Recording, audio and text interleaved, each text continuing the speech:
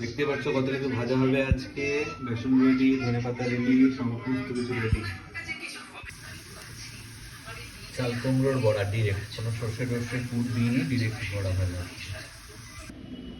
এগুলো কি মাছ কে বলতে পারবে?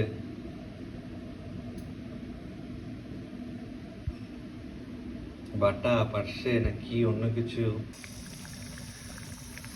পার্শে, সর্ষে পার্শে।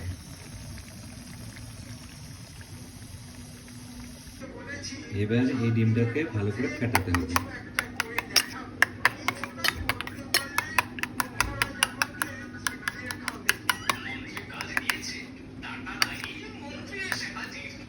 এই হচ্ছে সেই পার্শে মাছের মাখা মাখা ঝোল। দেখতেই পাচ্ছ গ্রেভিটা পুরো জমে আছে।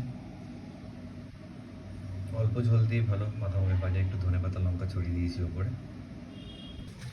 অলমোস্ট রেডি সমস্ত কিছু।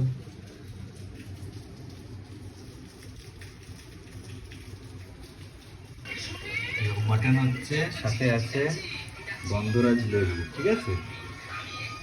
তো লাগবে না?